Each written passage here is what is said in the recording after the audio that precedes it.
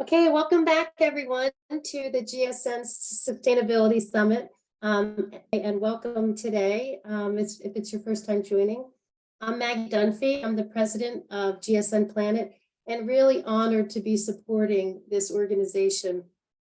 Yesterday's sessions were so full of wisdom and knowledge and really fabulous information. And if you missed it yesterday or want to just revisit, it was hard to keep up with all the information. It will be on our website, which is gsnplanet.org. Some of the just highlights from yesterday, I just thought it was so interesting to just see the various ways of sustainability practices that across the board. But what was really great to see is that it's happening and it's becoming a part of property and companies' culture. And we talked about it. Just you don't have to do it all at once. It's about taking baby steps. But the important thing is to just be doing something, to be aware and to be intentional. I found it really interesting when the talk about how people were learning things at work about sustainability and some best practices, and then bringing them home to their friends and family. I mean, that's the organic way that this is really going to make a difference. And then again, when we see what Lefay is doing, what an incredible model for us to strive to get at. Even if we can take elements of what they're doing and learn from all of the work that they are doing, to the beekeeper that they're doing at Breakers, and Kate's story of the flower picking and what that turned into. So I just felt it's really good that we're seeing sustainability really come into action. And then listening to Dr. Rich Blundell and Oika and the work that he's doing, he so spoke our language, our industry's language. And I really look forward to seeing how some of our spas can activate the work that he's doing. Is really, really beautiful and impactful. And again, if you missed it, please make sure you go on our website and check it out. I would like to recognize and thank our sponsors, our media sponsors, Well Spa 360, Laura Walden and Shamela Anderson, as well as our platinum sponsors, Eminence and Universal Companies, our gold sponsors, LEC Earthlight and Green Circle Ideas, and our bronze sponsors, One Well World, Haia, Om for Organic Male, Laurel Skincare, Medi Creations, EWG, the Environmental Working Group, and Oakworks. We really appreciate your continued support. Thank you so much. Just a couple of housekeeping items. This is being recorded. So again, if you don't want to take notes, you just want to watch it, or you missed yesterday's session, you can view it again on our website, which is gsnplanet.org. And if you'd like to ask any questions or comments, please use the Q&A tab that's found along the bottom of your screen. The chat is not enabled. So, the genesis of GSN started about 20 years ago at an iSpa conference. And it was triggered by the inspiring words of Deborah Zeckley's keynote. And she urged spas to become actively involved in this environmental movement. And she really stirred the souls of some of our great spa pioneers. And in 2007, GSN became a nonprofit trade organization with a small group of people, but with some really big goals. The goals were to bring the spa and wellness communities together, to help guide brands and businesses on becoming greener, more sustainable, and more successful, and to address ethical and social responsibility, global warming, climate change, green and clean beauty. And it just continues to evolve, as you'll see in what you're going to hear today in these sessions. But it really takes work and a commitment and intentional choice. And it's just, I think there's a really simple mantra: just do the right thing. And one of the, if you're not familiar with GSN or some of the amazing things that we do, one of our initiatives is we do support the We Forest organization through our tree initiative. To date, we planted over $508,000, and our goal is 1 million. There's this really great quote that WeForest says, and it's, "Healthy and growing forests remain the best technology for removing excess carbon dioxide from the atmosphere, simply planting trees." The WeForest project that we are involved with is the Brazilian Atlantic Forest. And I have to read this, but the project aims to create forest corridors between remaining fragments, increasing tree cover and habitat connectivity for native species.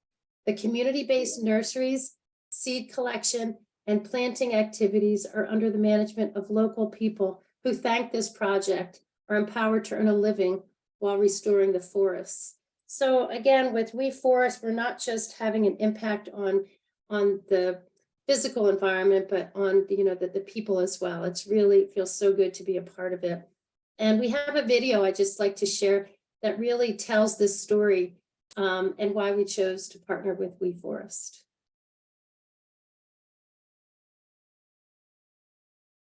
Sustainable food production, freshwater scarcity, climate change. These are major challenges facing our species today.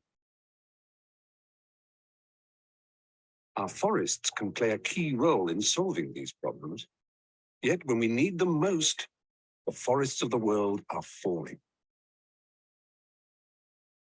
Deforestation has accelerated. 50% of our rainforests were lost in the last 60 years alone. Deforestation drives climate change, degrading land, choking rivers, and polluting the atmosphere. Forests stabilize the climate and cool the air. They prevent erosion and regulate the water cycle. They generate moisture, chemicals, and microorganisms that actually create clouds. In Southeast Asia, reforestation was used to create a 5,000-acre orangutan reserve. 50% of the people were jobless. The land was a biological desert. Combining agriculture and forestry, a replicable system was created. It was designed to yield early food and income for the local people, reduce growing expenditures, and speed up ecosystem regeneration. 3 years later, the results were in. Cloud cover up 11.5%, rainfall up 25%, 3,000 people now making a sustainable income. Reforestation makes a difference. 1 acre of permaculture-designed food forest can sustainably support 10 people.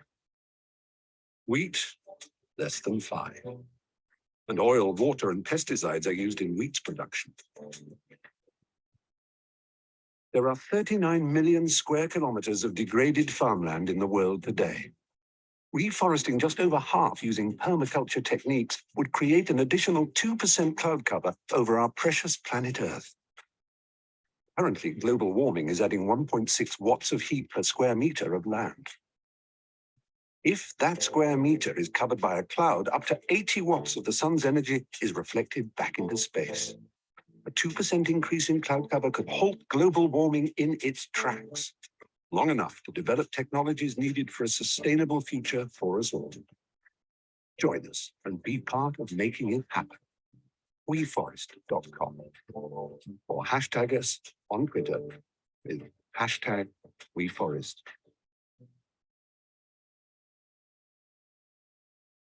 Great. Thank you, Dara. I was glad we were able to see that. So if you are interested in more on that, there is information on our website. Again, gsnplanet.org. And just one last announcement I want to make before we get into this first panel. We're really excited through the guidance of Charné Roux and the GSN board to announce our 2023 GSN Planet Sustainability Awards.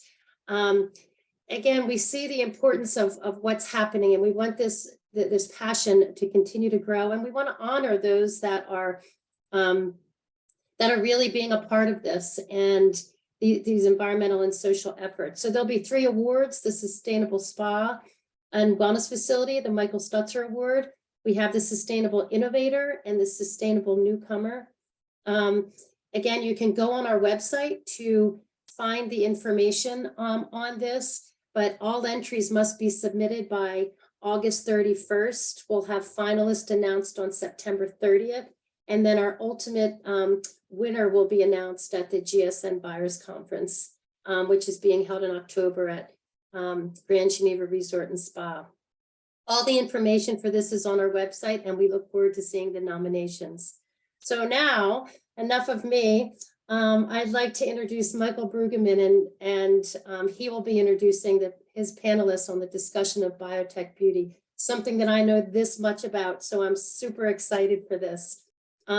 Just a little bit on Michel. He couldn't be more perfect for this, but he is the CEO and Chief Formulation Officer at Ohm for Organic Male and Haia.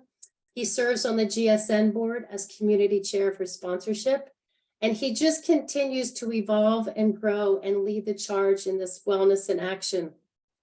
He has over 45 years of experience in healthcare administration, spa, wellness, and consumer product industries, and he is the CEO of One Well World, which is a portfolio of companies manufacturing leading-edge skin health and wellness products. It's always exciting to see and listen what Michel is up to next. Welcome, Michel. Thank you so much, Maggie, for the kind introduction. And welcome everyone to Clean Beauty, Biotech Beauty, Well Beauty, and the new trajectory of personal care. I'd like to take a few minutes to introduce a very illustrious board or illustrious panel today. And I'm excited to share the screen with Doris Day, Karin, Hermoni, and Trevor Steyn. I'll just give you a little bit on each of their backgrounds. Doris specializes in laser, cosmetic, and surgical dermatology. She is a clinical associate professor of dermatology at the New York University Langone Medical Center, where she was presented with the Dedication and Excellence in the Teaching of Dermatology Award. She lectures both nationally and internationally on the latest aesthetic techniques to both her peers and the public. A highly respected and sought after personality in the area of cosmetic dermatology, Dr. Day has been featured in the media, including host at Dr. Radio, CNN, The View, Kelly and Ryan, and an illustrious interview with the late Barbara Walters, just to name a few. Trevor Steyn is the founder of Esse Skincare, chemist and global opinion leader in the field of microbiome skincare. Trevor speaks at conferences around the world and continues to spend time researching the vast topic while remaining true to Esse's core of sustainable practices and to a business model that is results rather than profit-driven. When not working, Trevor enjoys surfing and a vast array of outdoor activities and spending time with his family. Karin Hermoni, a worldwide expert in nutrition and wellness, driving innovative solutions to the dietary supplement, functional food, and beauty markets. She's the founder of Image Health, which was imagined to help companies of all sizes create and deliver transformative solutions that promote the well-being of people and the planet. Karin is an avid researcher, scientist, and public speaker. Welcome to my great panel.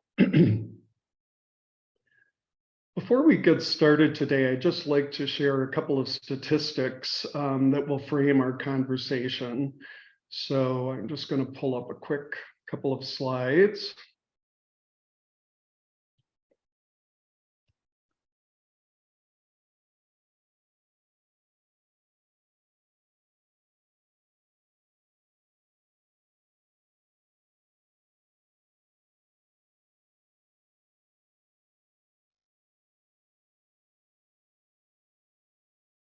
So first of all, just looking at the beauty headlines, what's going on, and these are very relevant because they're very current. Interesting, this kind of paints a picture of our conversation today. So we have CNN saying what to do, clean beauty and green beauty, what do they actually mean? And then going into what beauty buzzwords actually mean. Then you see Fast Company, another article on how beauty brands are redefining clean in 2023. The dirt on clean beauty, because one of our topics as we start today, we'll be looking at the good, the bad, and the ugly of clean beauty. And then what in the world is biotech beauty?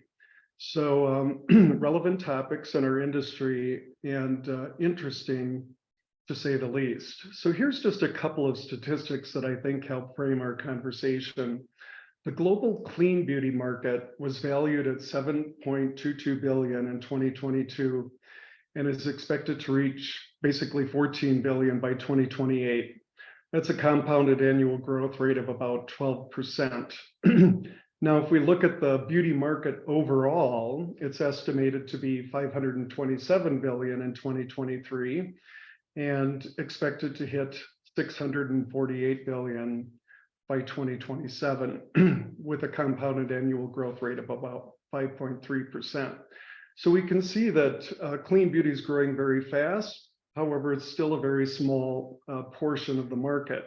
Now, what's interesting to me is the big research companies that we look to for statistics when we're thinking about developing new products or just understanding the industry are Mintel, Euromonitor, NPD, for example.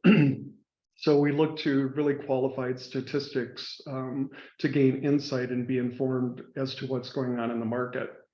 Now, here's an interesting stat. According to NPD, and by the way, NPD measures actual retail sales in each segment. So rather than using metadata or looking at a global market, they're actually looking at the sales on a yearly basis. So research in 2022, an interesting phenomenon was clinical brands comprised 34% of the US prestige market. Now, prestige is defined as anything over $25. Mass market is less than $25. That's just a general industry term. I think we should pace that up a little bit for inflation, probably. Category sales, so we're 34% for derm brands. And then when we looked at the natural skincare arena, it was 28% of the total. So doctor-backed brands are prioritized at 68% of shoppers surveyed by NPD. So some real interesting things happening with the look at both the science side of the equation as well as the perhaps clean beauty, organics, or natural side of the equation. Now, for this current year, Q1 in 2023, prestige beauty sales reached $6.6 billion in the first quarter, 16% increase over 2022. So the market is growing really well this year. In comparison to mass beauty market, which generated $7 billion and grew 10%, according to NPD. So those are just some statistics as we get into the conversation around what is clean beauty, what is natural, what is organic, what is synthetic, and what are the different options available. So our trajectory for today, we'll be talking first about clean beauty, the good, the bad, and the ugly. Then we'll move into what is biotech beauty, a definition, and clarifying some of the myths and the benefits to the industry. We'll talk about a new topic, well beauty, which I think is very interesting when we start to look at the intersection between beauty and wellness. And finally, our closing thoughts by each panelist on their predictions for the future.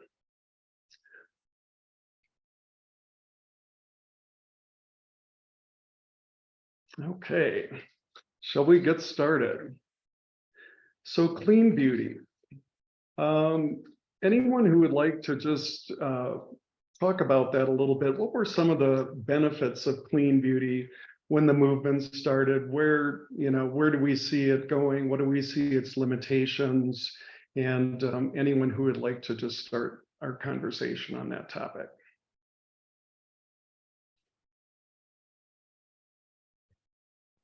Okay, I'll go.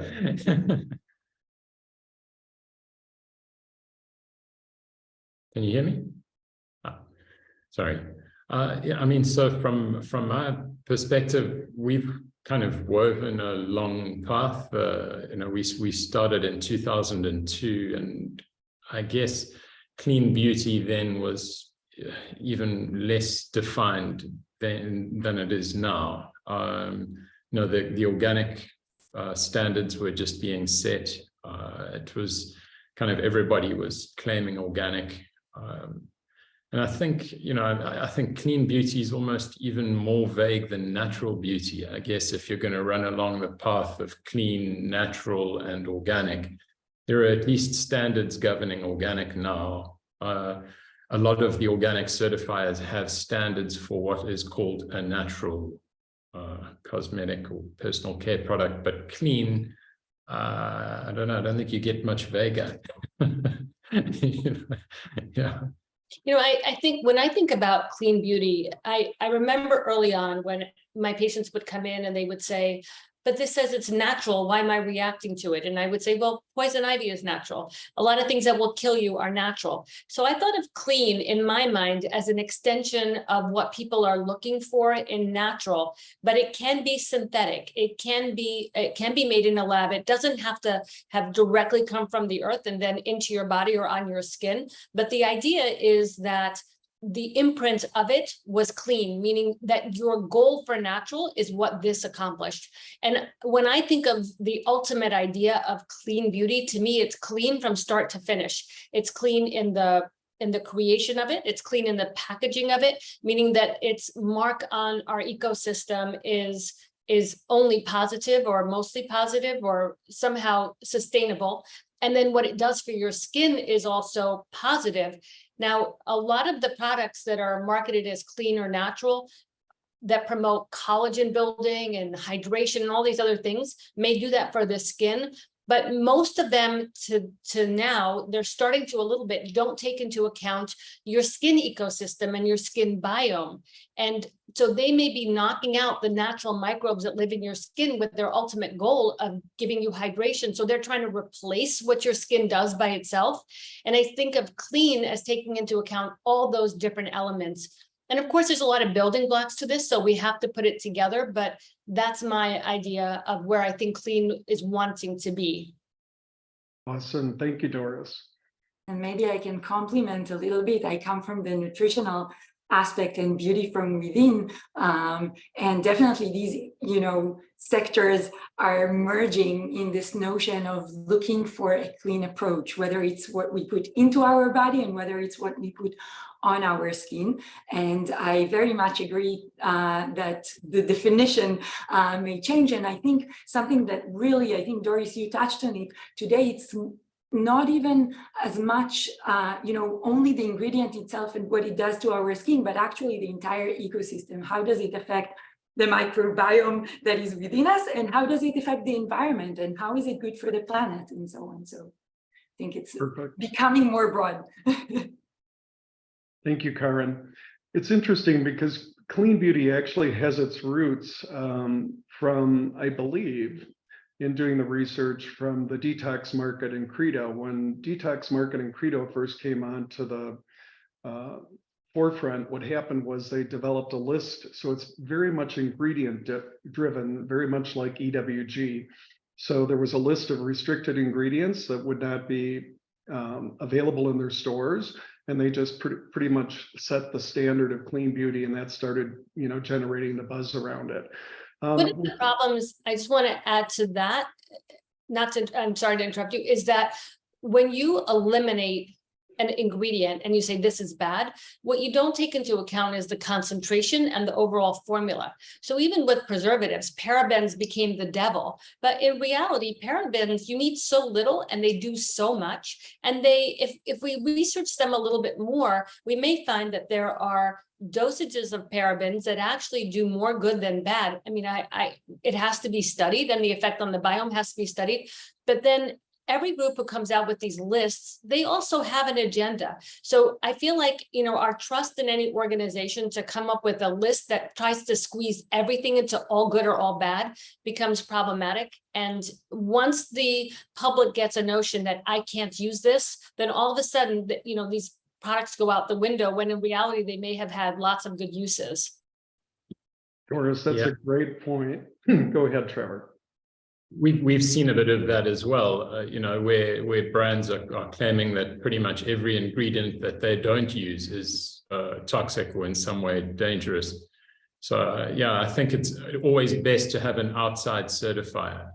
Yeah, so that's I think that's where one of our mantras, if it isn't certified, it isn't organic. You know, we've been in business for long enough to know that it's too easy to bend rules if they aren't enforced. Yeah. That comment on parabens I thought was really resonated with me, because I formulated after, well, at the beginning of when parabens were still used, and I chose a different route for the preservation system. But nonetheless, what's interesting is that clinically, parabens at that very small amount of dosage are not necessarily endocrine disruptors, and the efficacy of keeping the product clean and free of any microbial growth is really significant. So then we all had to shift, because consumer popularity got a hold of that. And once the consumers get something in their mind, you know, you pretty much have to move along with it with the industry. But there's a great example of the science doesn't necessarily equate with the consumer perception of what's going on in the marketplace. So great point. Maybe to capitalize on that, I think that, you know, Trevor, you mentioned organic, and Mike, you mentioned the consumer perception. So at the end of the day, you know, this industry is bringing products to the market, but those who are taking it are people, and what we think and what we feel are as much a part of the journey as the clinical substantiation. And I'm saying this as a scientist, you know, who is researching what these components are doing to our body.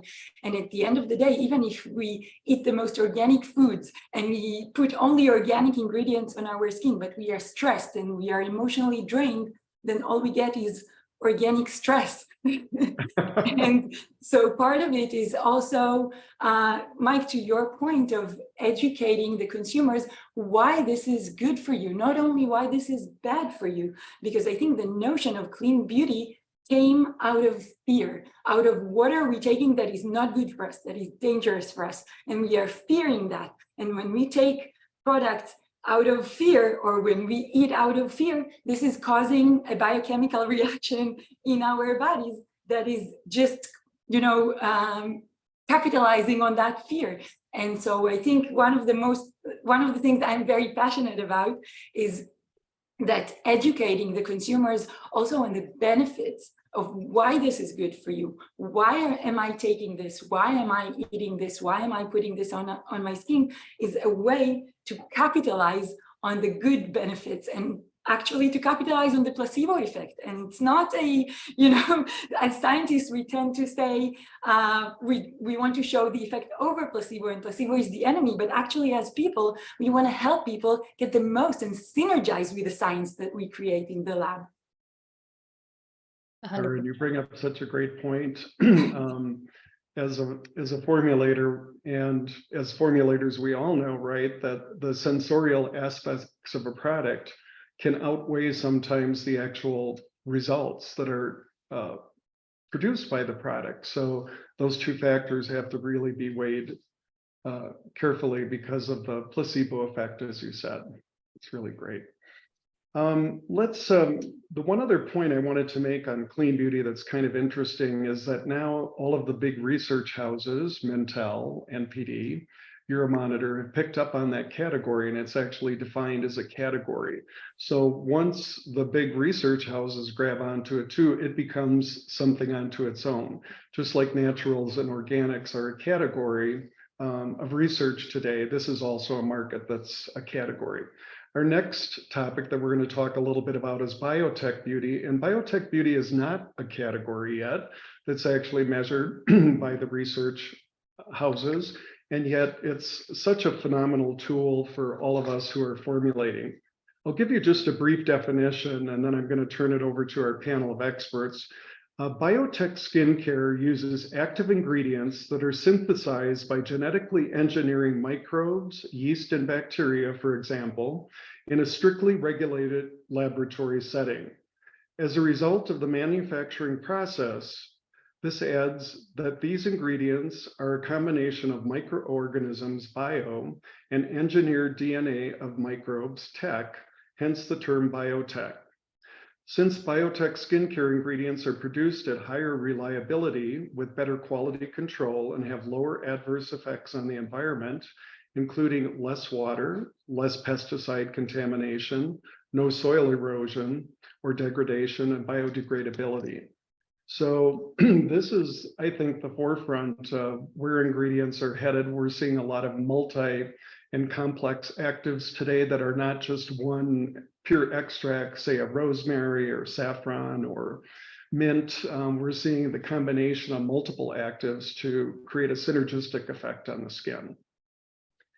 So one of the big biotechnological processes are looking at probiotics and how we help the skin's microbiome. So I'm going to turn that topic over to my panel of experts and maybe start with, there we go. Book.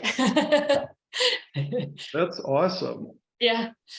So that came out a month ago, and it's really about the concept that you can't ultimately annihilate microbes from our environment. We will never live in a sterile environment.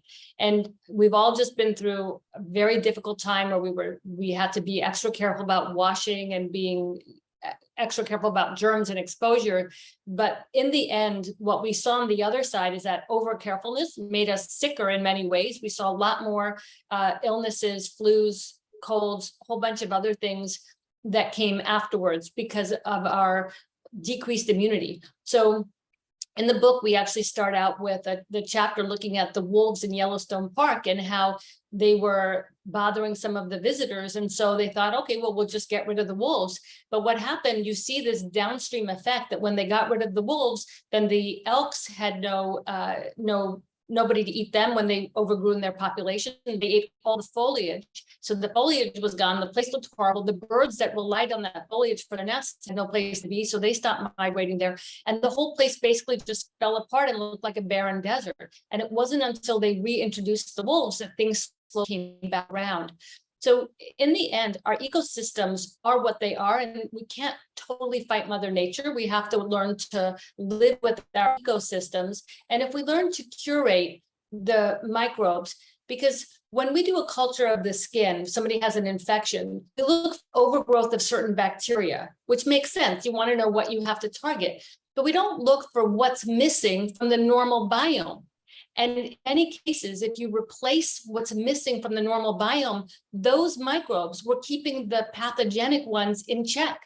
So if we keep our microbiome of our skin healthy, and it works very closely with the gut, and it works very closely with the brain, as Karin mentioned so perfectly. So we're all connected in that way, but this overwashing, layering of so many products that have all different preservatives, that increases the concentrations of preservatives, that knocks out our biome, even if it does other things that are good, really puts us behind in aging and the ability to fight infection and the ability for our skin to regulate itself and to work with our bodies. And of course, what you put in your body directly affects your skin as well.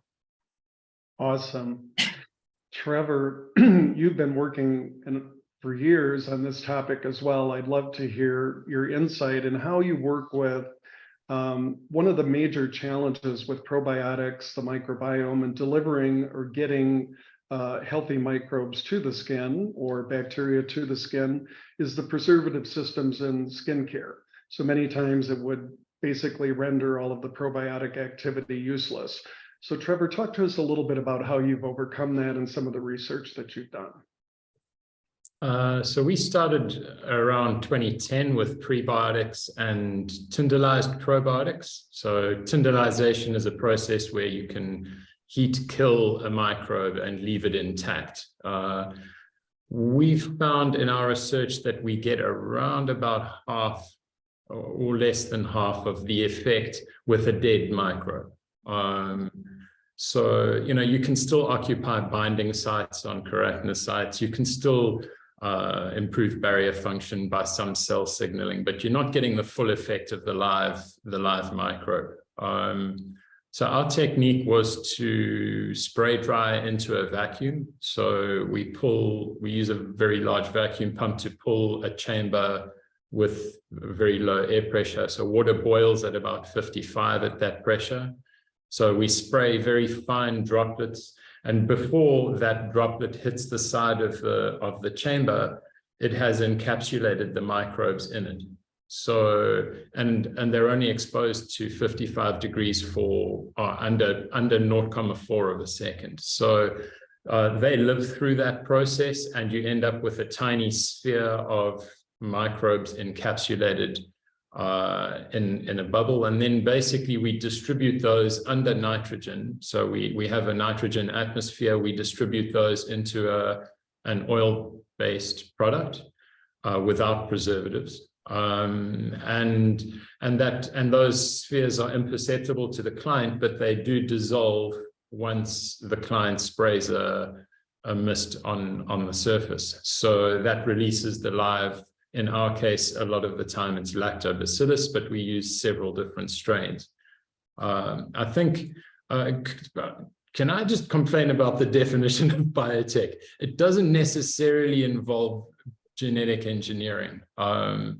So in our case, we started with strains, for example, whose optimum growth pH was above skin pH. And what we did is we evolved them. No genetic engineering. We just dropped the pH until 99.9% of them had died, but there was a tiny population left alive.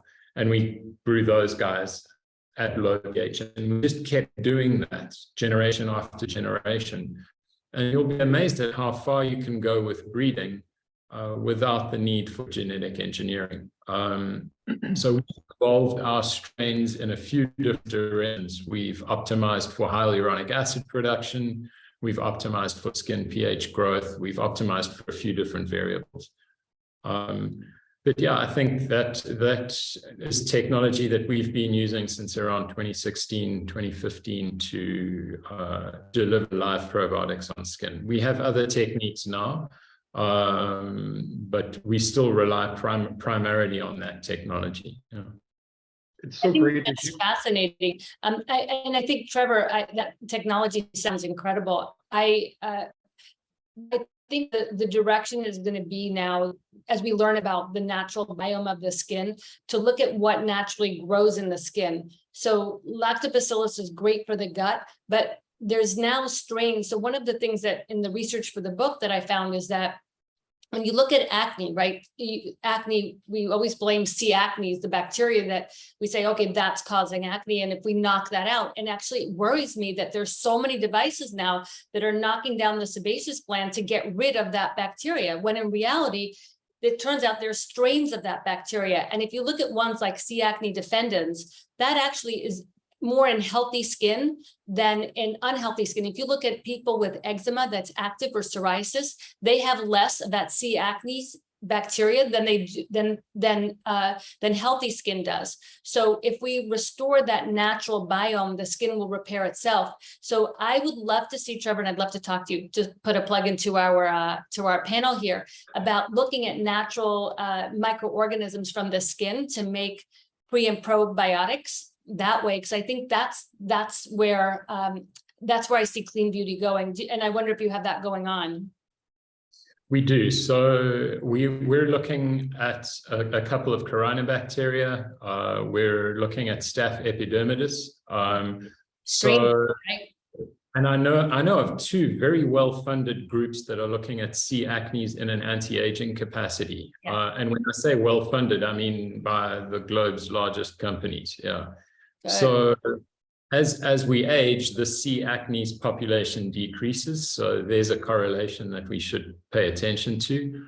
I think that finger pointing that happened around Propionibacterium acnes in the old days was a very, very badly directed line of reasoning.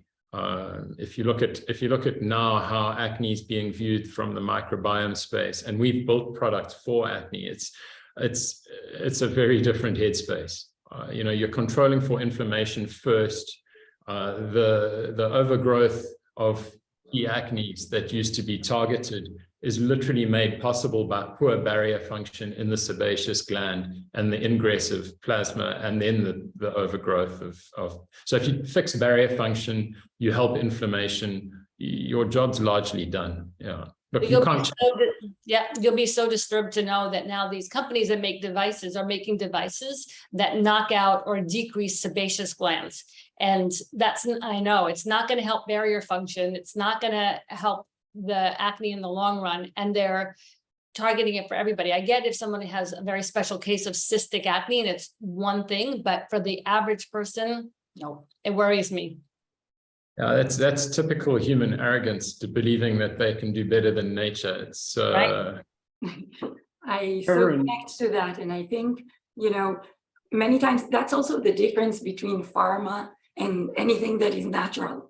Sorry, whether it's coming from the outside or in, and that to me connects also to the topic of biotech beauty, because the concept is not necessarily to try and be more like drugs and to try and target and eliminate and do things like in a very linear way. We actually want to embrace nature and bring nature, you know, optimize it in different biotechnological aspects in order to bring it to our everyday life in the most important way and in the most efficacious way, and so on. And sometimes it's about a combination of different synergistic nutrients, like you mentioned that. And nature is smart, and nature created a synergy. And then when we try to mimic that with just one molecule, we cannot, achieve the optimal benefits. On the other hand, I think we should capitalize on those benefits as much as we can, because there are a lot of benefits to using biotechnology, and it can solve problems and improve sustainability, reduce, shipments around the globe, and help in so many ways.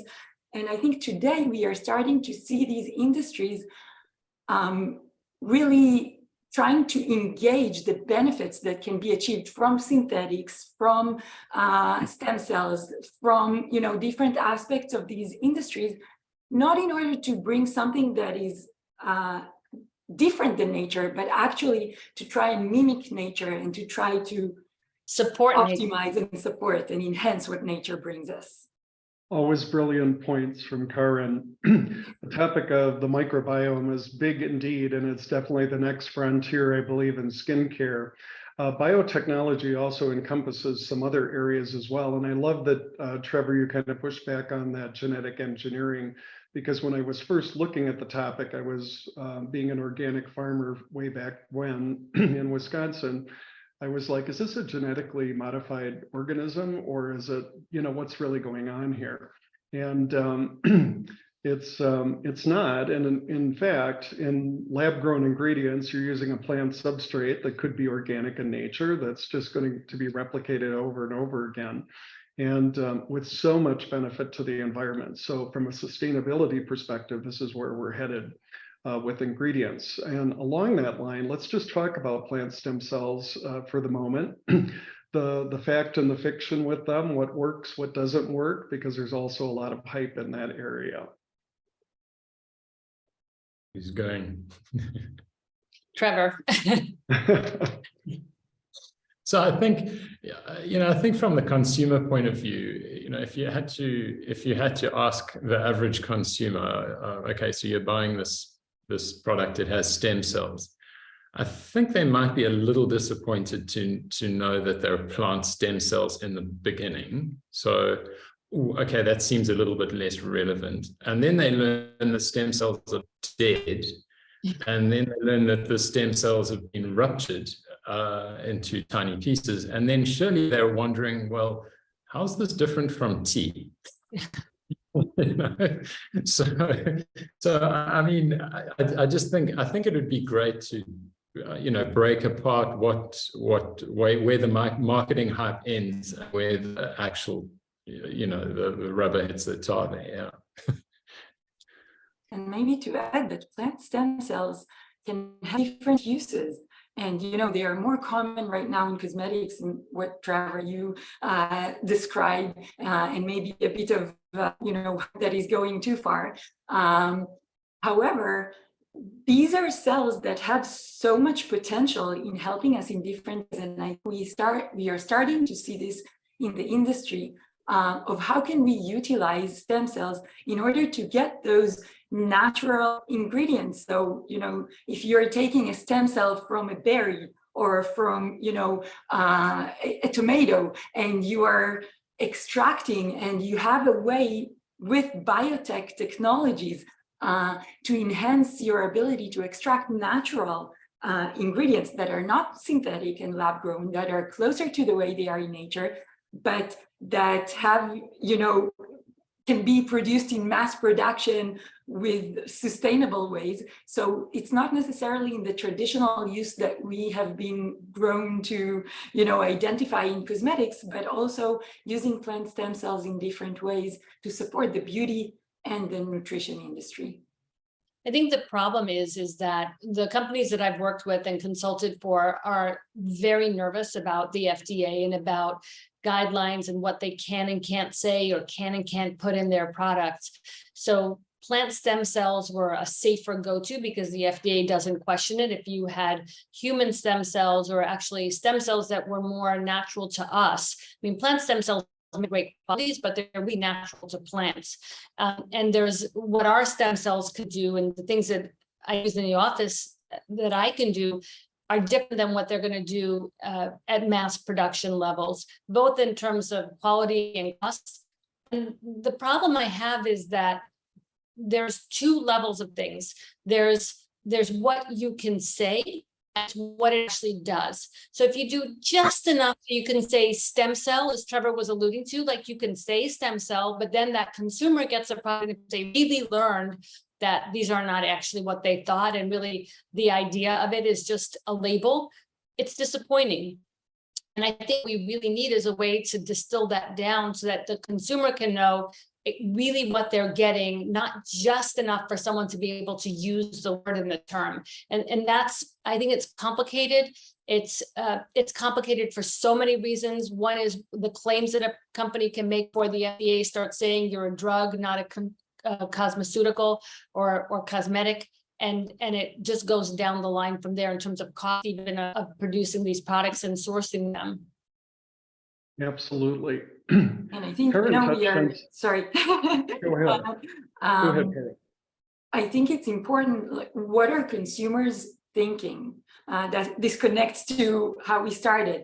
And so take collagen, for example, the collagen market. There are many clinical studies, there are many benefits and so on, but in consumers' mind, sometimes they think I take the full molecule of collagen and I just embed it in my skin, and now I have, collagen in my skin. And it doesn't work this way, but there are benefits. So we need to understand that we are educating the market and the end consumers about what it really does in your skin and what you should expect. It is broken down to its units. It activates processes in our body, and those processes are now helping our skin look better and more firm and so on. So it's just, sometimes the picture that consumers are, imagining with certain ingredients is just not exactly what is happening. Before we turn it over to Q&A in just a few minutes, there's another topic that I'd like to touch on. But Karin, you talked about something very interesting about extraction methodologies, which have changed a lot today. So I'd like to share just a quick video from a raw material manufacturer who has discovered a really unique way of extracting. And so this is a really good example of how raw material or what we call ingredient manufacturers are really driving the industry. So it's the science behind the ingredients and what they're doing that's really kind of taking biotechnology to the next level.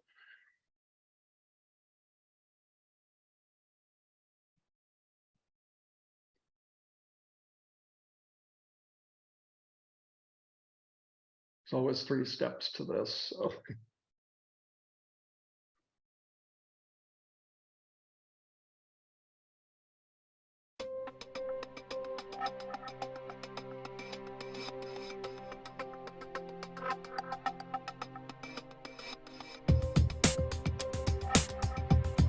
NatureX presents Eutectus, high-resolution actives developed using a breakthrough extraction technology.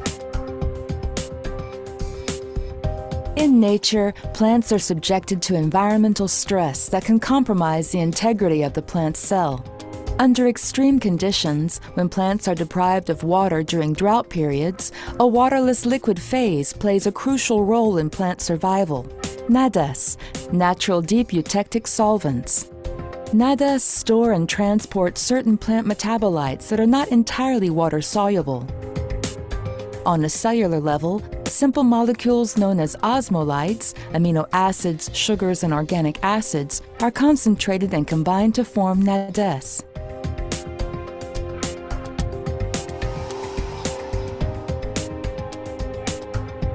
Researchers at Naturex have patented the process by which NADES are formed in order to extract the most active plant compounds. The extraction process, known as eutectogenesis, provides a natural alternative to standard solvents such as glycerin, water, and alcohol. These newly patented NADES replicate the plant's intracellular environment to produce biomimetic extracts with augmented and enriched phytochemical profiles.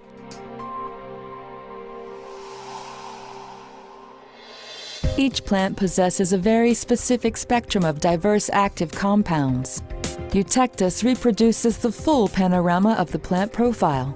The true essence of each plant is affirmed, delivering a greater concentration of actives or a richer composition. The activity of Eutectus extracts is systematically compared to that of conventional hydroglycerin extracts. Each time, the superior activity of Eutectus has been proven for one or more cosmetic benefits. Meet the new generation of natural actives.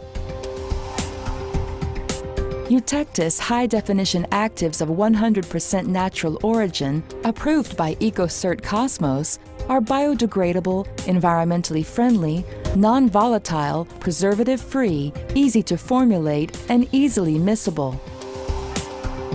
Eutectus is an invitation to create a customized experience while revisiting the most delicate resources of each plant and to imagine the ideal natural active for each skin type. With Eutectus, Naturex exalts nature's ingenuity at its highest resolution.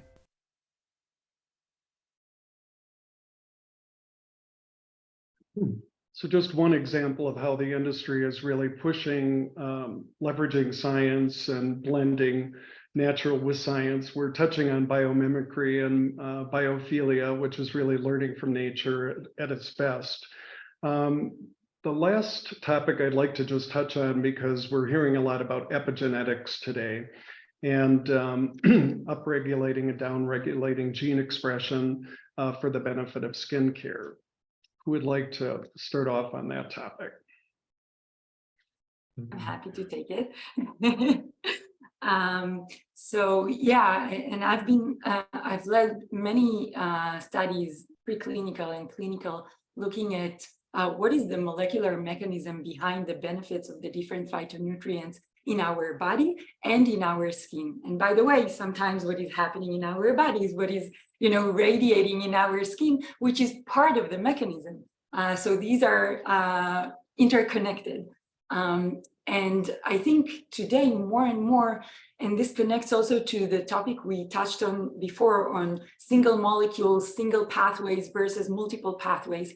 And today we know that some of the beauties in nature is that it affects many different processes, but not in a very extreme way. So each process is affected a little bit, and we see gene expression. So it's not changes to our genes, it's how much these genes are being expressed in different mechanisms of how the DNA is methylized, and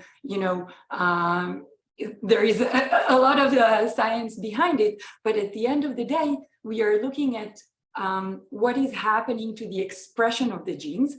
And what I do in the lab more and more is even not looking at specific genes, but actually looking at pathway analysis, because each gene is influenced a little bit.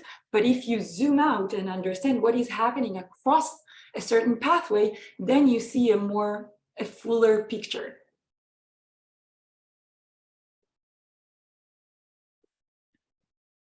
Dara, have you?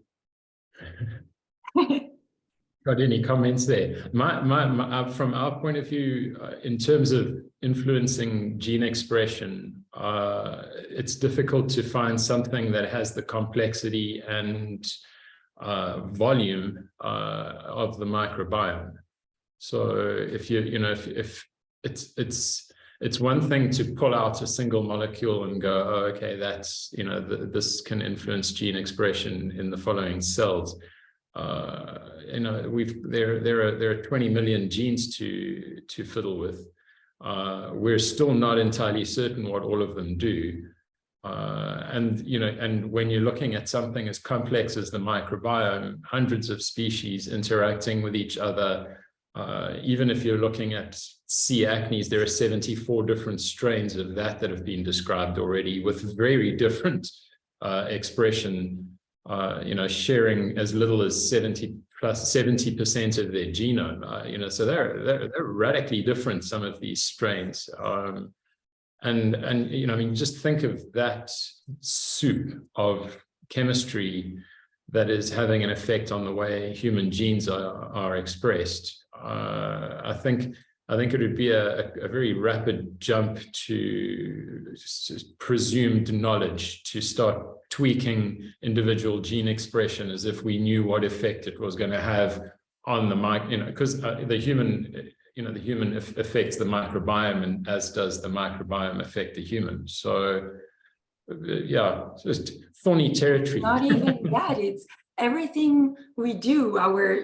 For women, it's even more complex, the feminine cycle and the hormonal balance, but our emotional response, the stress, the relationships in our lives, so many things are affecting how our genes are being expressed, not to mention how the genes of our, friend microbes are being expressed. So it's a very complex environment, and this understanding that, things that we feel and things that we do are affecting gene expression makes it very personalized.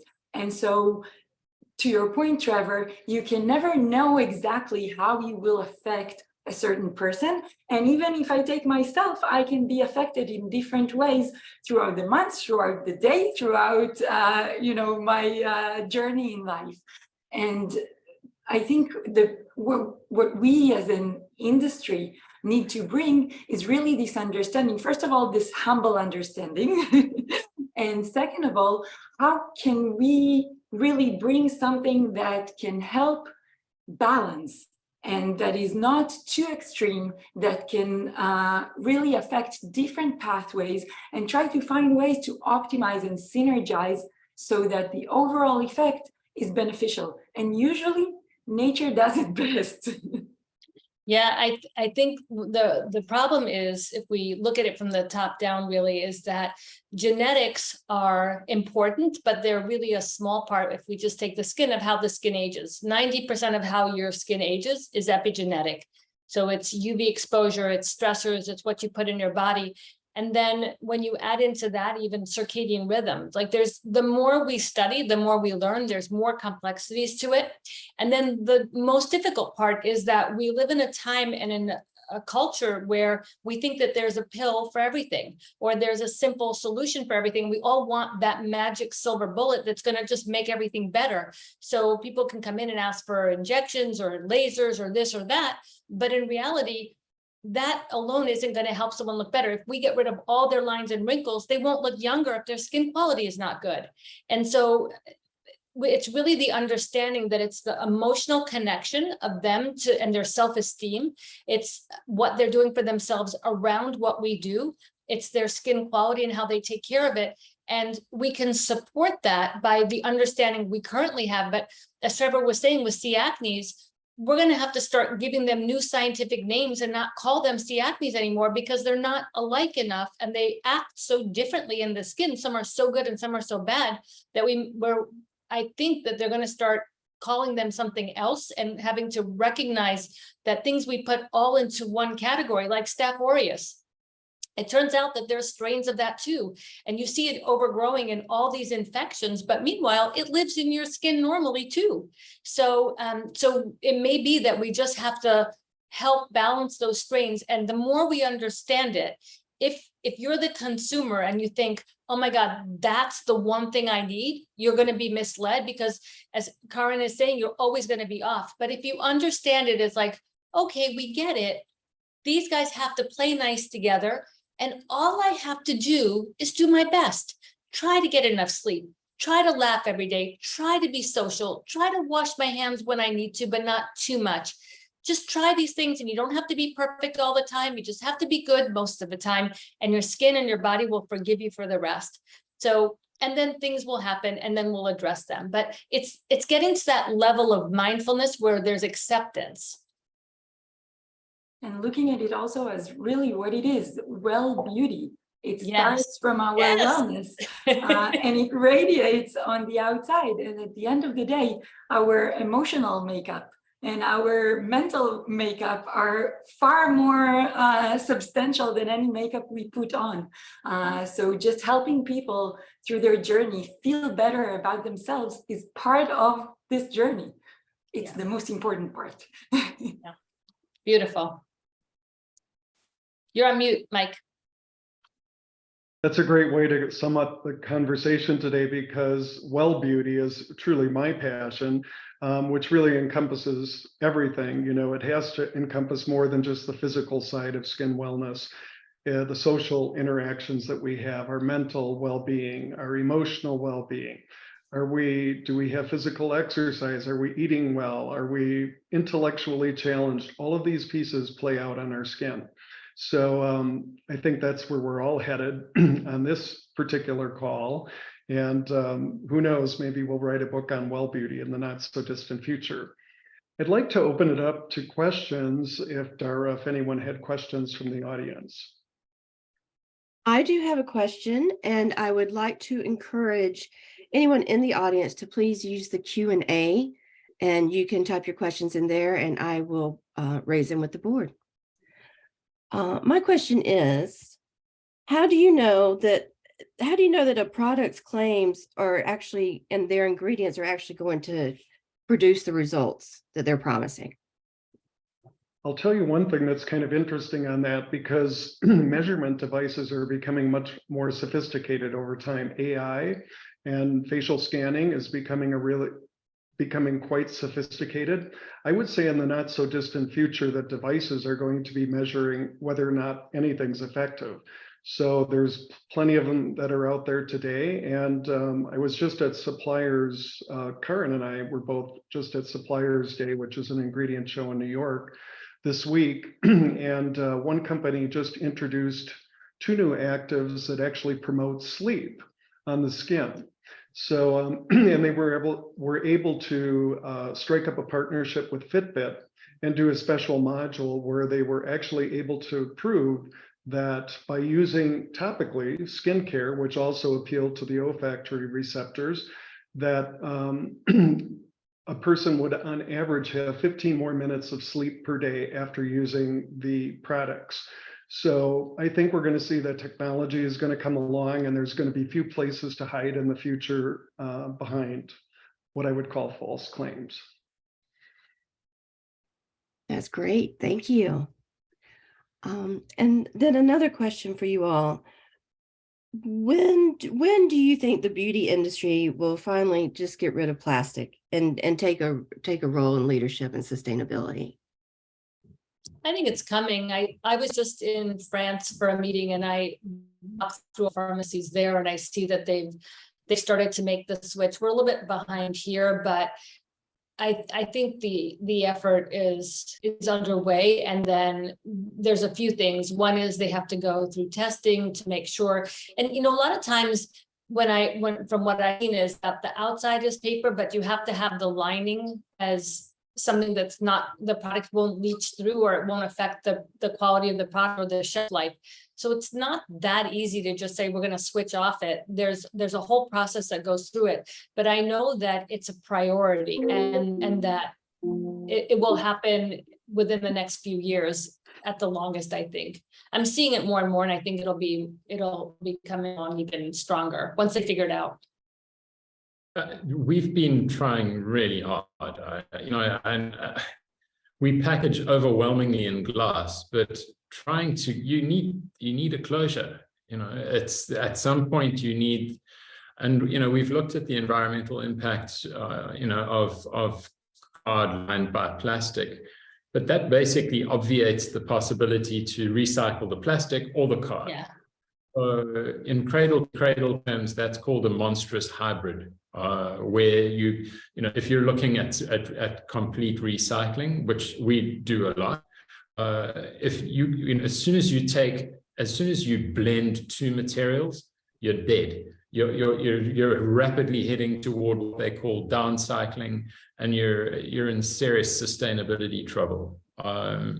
So I think elimination of plastic, I'd love to, really, really love to, but short of ground glass joints that meet and maintain product integrity, it's a tough road. So I think that and there's liability to that, right? Like that can break, it can cause problems too. I mean, and I think today the brands are taking a heavy toll because the ones interacting with the consumers. So the consumer sees the packaging, but actually in reality, it's about the entire supply chain. And if throughout the entire supply chain, we will do small steps of reducing plastic, there will be a tremendous impact. So just think about, shipping your raw materials to your manufacturing facility. If there is better planning, and you ship in bigger containers, reducing plastic just a bit throughout the supply chain,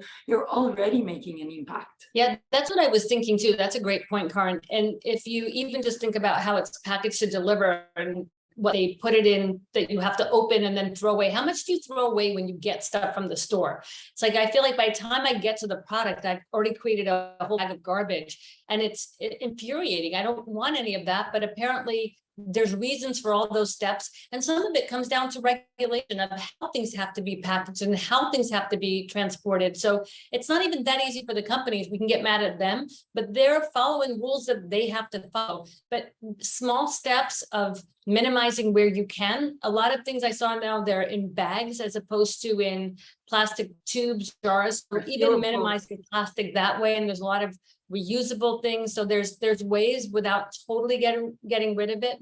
And then there's also types of plastic, right?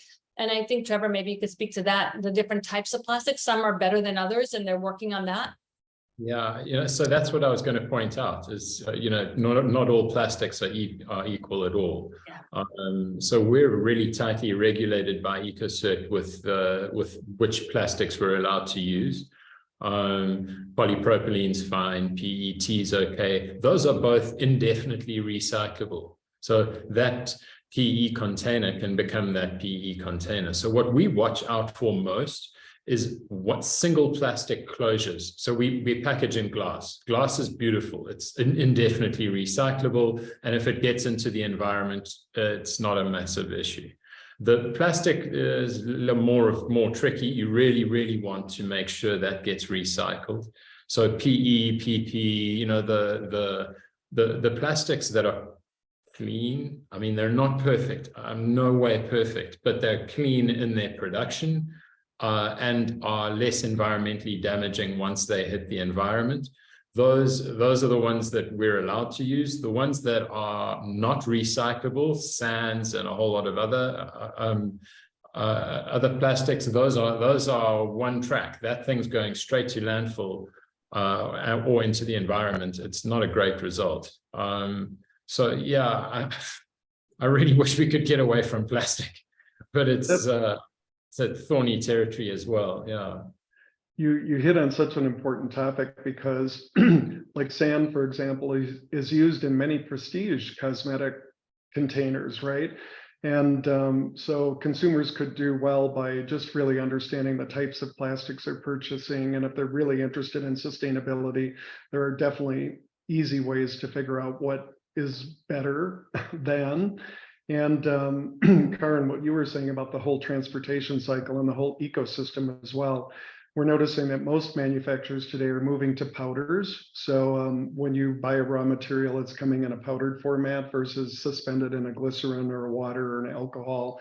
So, there's a lot of movement towards sustainability, and yet it's not a perfect system by any means. Rather than also, take we want to make sure that we address the stability of the actives. So sometimes it requires a bit more, research around understanding that the active will be still stable throughout the entire shelf life. Sometimes, direct sunlight can cause oxidation to some of the active ingredients and so on. So it should be addressed holistically. It's a complex animal. As we leave today, I would love to have each of you just give your kind of prediction of where you see the industry headed, given, we talked about clean beauty, we talked about biotech beauty, we talked about well beauty. What's your prediction for the future? My prediction is that we are going to focus on regeneration over rejuvenation and longevity. I think that is the future.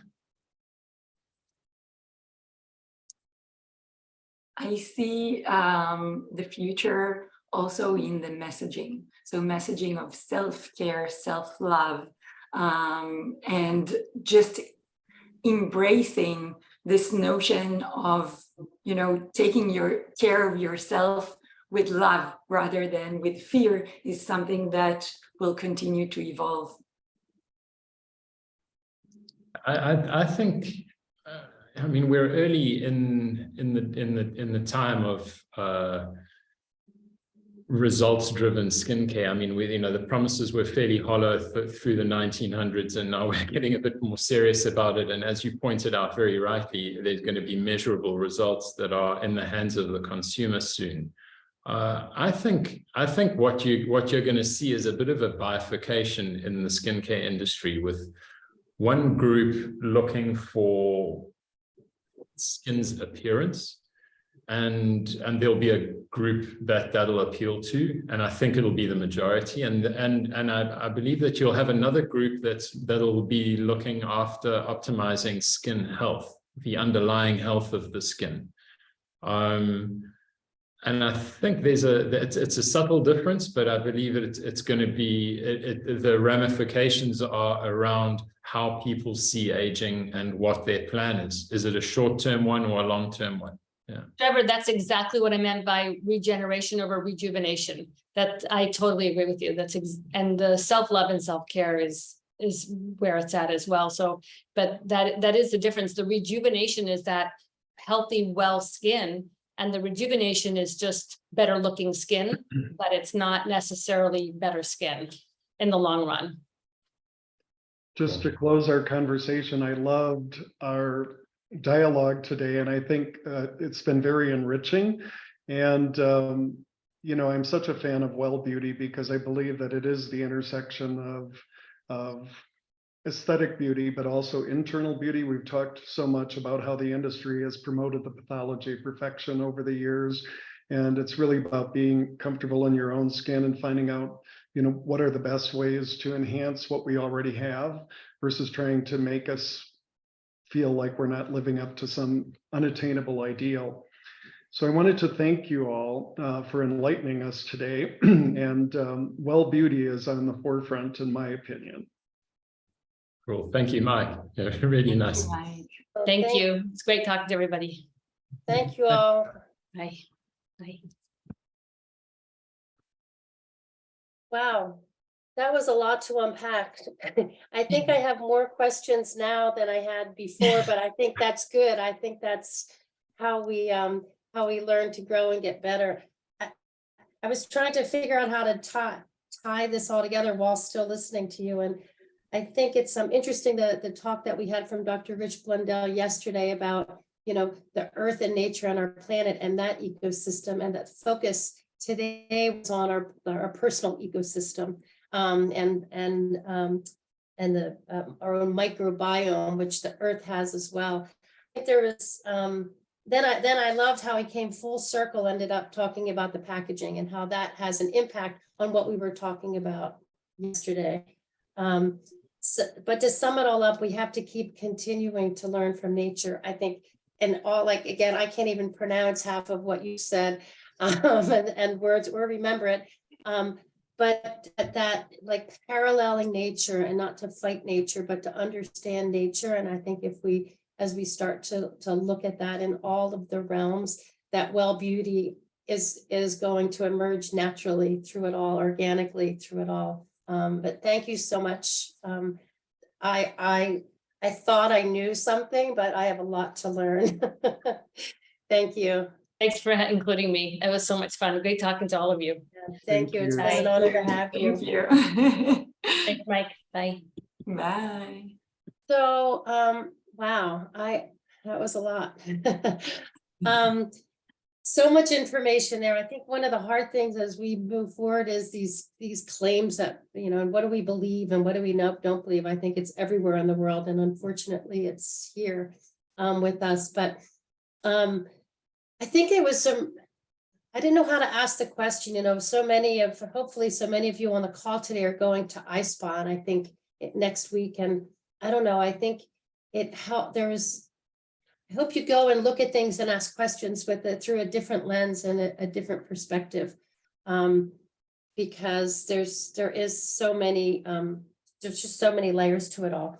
But we're going to take a quick 5-minute comfort break, and then come back, and I get to welcome Charné Roux. So we'll take a quick 5 minutes. We'll see you at 1:10. Thanks. Okay, well, welcome back, everyone. I'm so excited to welcome Charné Roux. I had to figure out what to say about her, because just listing her accolades would be a session in itself. So aside from being on the GSN board, Charné is all things sustainable. But she is the founder of Greenspa Africa, and through Charné's leadership and guidance, Greenspa Africa connects sustainable spas in Africa, assisting them in implementing sustainable business practices.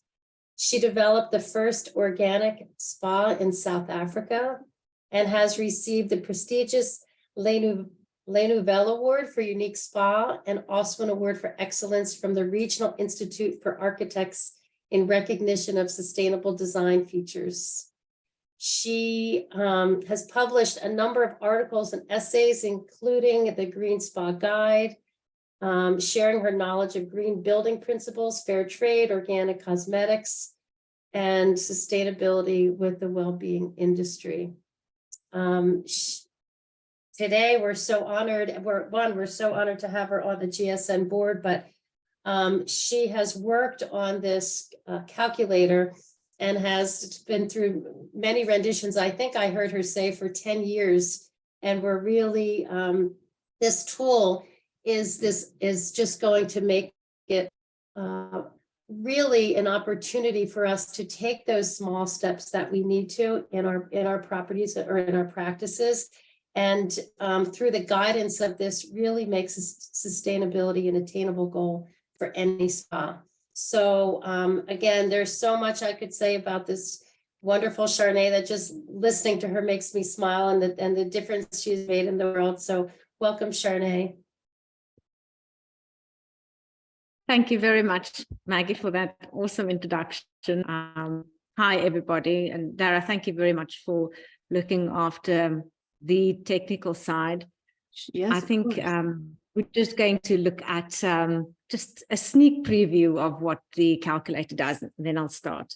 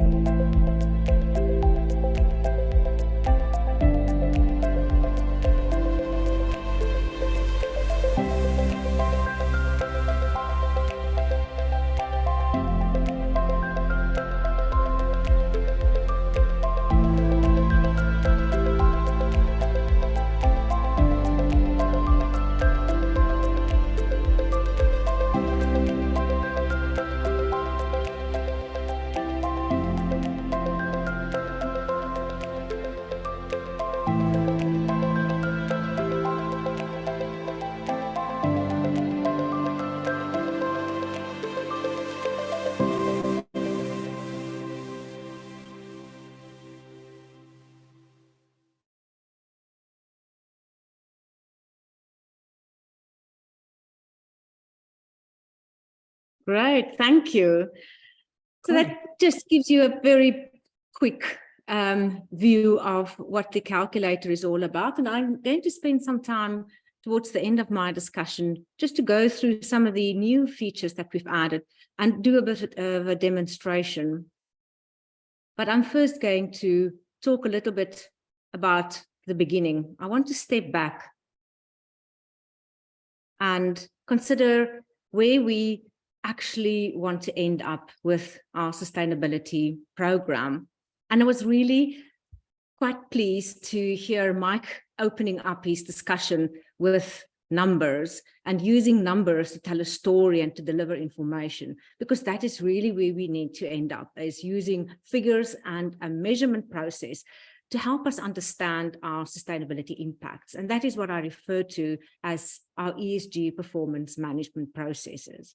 We need to end up with a framework that tells us where we are doing things right, where we have challenges, what we can do to fulfill our vision of becoming sustainable. Now, before I go further, I want to pause here and say that our ESG performance management is not a job for sustainability experts. It's each of our jobs. Sustainability is a job that all of us need to get into.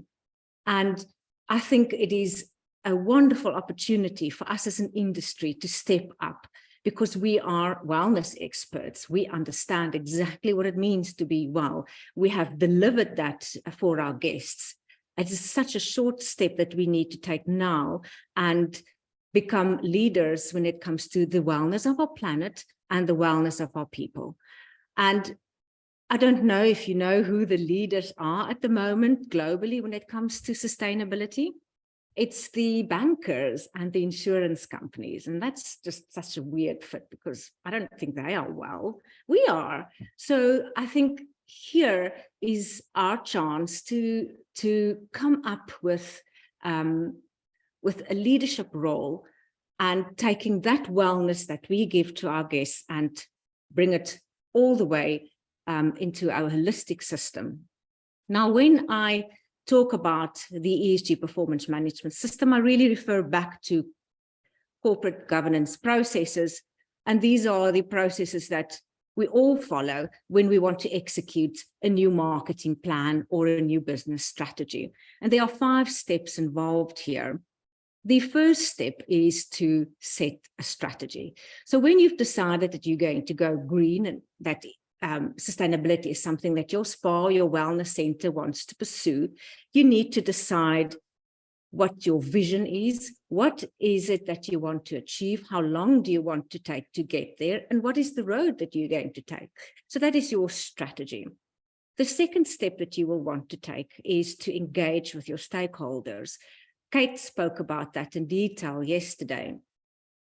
Now, that engagement process is quite broad when it comes to sustainability, because there are so many role players.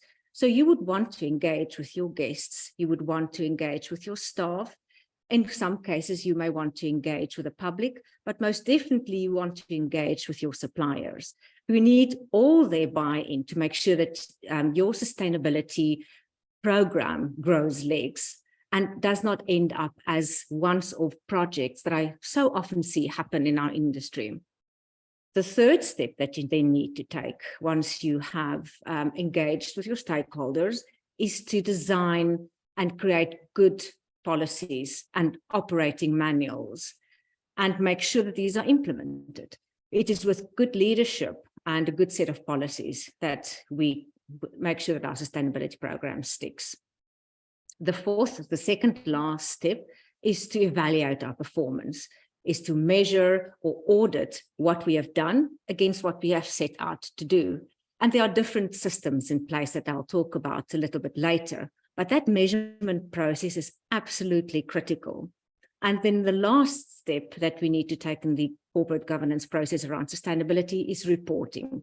It is reporting that can take place on different levels. A technical annual sustainability report that would be available to our technical stakeholders, or as Lefay spoke about yesterday, a book that has been designed specifically for their guests. So there are different ways in which we can report, but that is ultimately how we then communicate back to our stakeholders and make sure that we keep them engaged and make sure that we keep their buy-in in our processes. I'm going to talk about the fourth step, the measurement process or the evaluation process, in a little bit more detail. Measurement and evaluation is not something that is new to our industry. We're very good at understanding our SPA and our wellness centers KPIs. We know exactly which treatments work and when they work and which clients prefer what. We know exactly how our therapists perform on what treatments. So we understand the whole measurement process really well. We understand that it is something that we use to understand whether our actions are successful or not. And really the same applies to our sustainability program.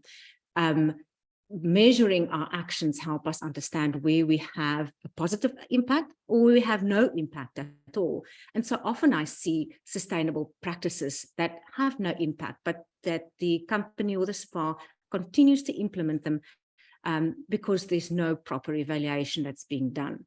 Let me give you an example. A couple of years ago, we were faced with quite a severe drought here in the Western Cape, and I'm speaking to you from Cape Town, South Africa. Now, what a lot of spas and hospitality businesses then did is close off the taps in their basins so that the clients couldn't use water to wash their hands, but instead gave them hand sanitizers, which they thought was then effectively reducing their water consumption. But if a proper evaluation had been conducted, they would have learned that more water is necessary to produce the hand sanitizer and to produce the packaging in which it was delivered than the water that would have been used by a client if it had been just reduced a little bit. So there was a greater water consumption taking place. The only difference was that it wasn't taking place in the Western Cape, but somewhere else. So they just shifted the sustainability problem somewhere else. And that is not how we properly execute our sustainability plan. As an aside, the huge problem that the hand sanitizers created was the enormous waste that the city had to absorb because they came in small little bottles that were used only once and it was dumped in the trash. So that would not have happened with a proper evaluation system up front. But the other advantages include, the advantages of measurement now would include us understanding how we fare against our competitors.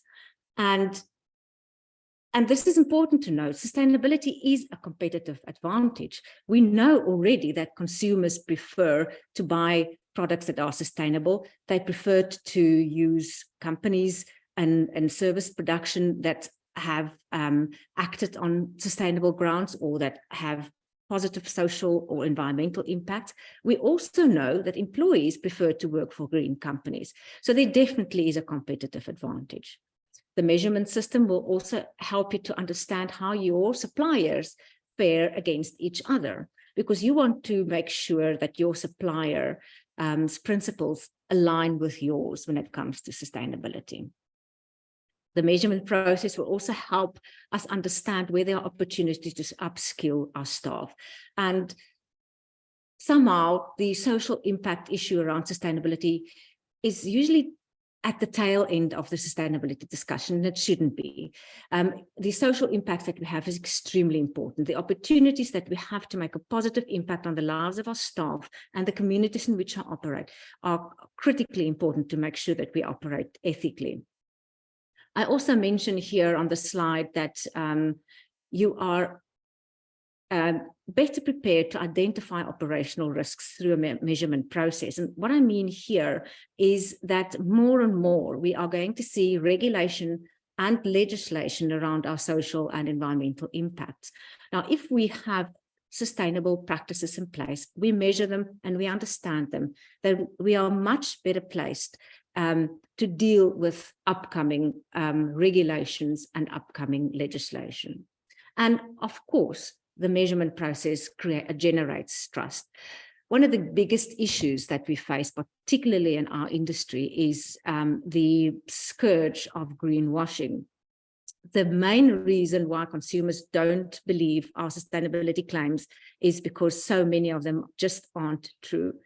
If we adopt a system of measuring our actions and reporting them to our stakeholders, which would include our customers and the public, I think we go a far way and re-establishing that trust. So let me give you 2 examples of how measurement really worked well for one of my spa clients. It is a relatively large spa group, and they conducted a waste audit. Now, from this waste audit, they learned that most of their waste actually is packaging, and that packaging that is produced by suppliers. So it was a supplier problem. They were then in a position to create a comprehensive sustainable procurement policy that set rules for their suppliers and that helped their suppliers to comply with their strategy. It also helped the spa group understand their supply chain better because it gave them insight in the specific difficulties that the supply chain itself faced. Mike's panel just referenced the fact that we can't, I think it was, I can't remember which one of the panelists mentioned this, but reference was made to the fact that our suppliers don't always control their packaging. Sometimes packaging is dictated by regulation. So helping us understand that supply chain problem was quite important. And then ultimately what this ended up doing was create an environment where we could explore new technologies like blockchain around traceability. And that's a wonderful new development in the field of sustainability measurement. The other example was also a waste management audit that disclosed there was contamination in the recycling facility produced by the spa. And investigation then disclosed that this was as a consequence of a lack of education on the spa side. So immediately what happened here was that there was an opportunity to upskill and introduce additional training methodologies to the staff. So, okay, now that we are in agreement, hopefully, that the measurement process can really help us understand our practices so much better. It can really give us the intelligence that we need to make good decisions. What measurement systems are out there? What is there that we can use? Now, there are a lot of sustainable measurement systems or verification systems or audit agencies out there. And that is problematic because they all have wildly different metrics. So they don't measure apples the same way as the next certification agency does. And it creates a lot of confusion in the market. I find that a lot of my spa clients don't know where to go for a verification audit.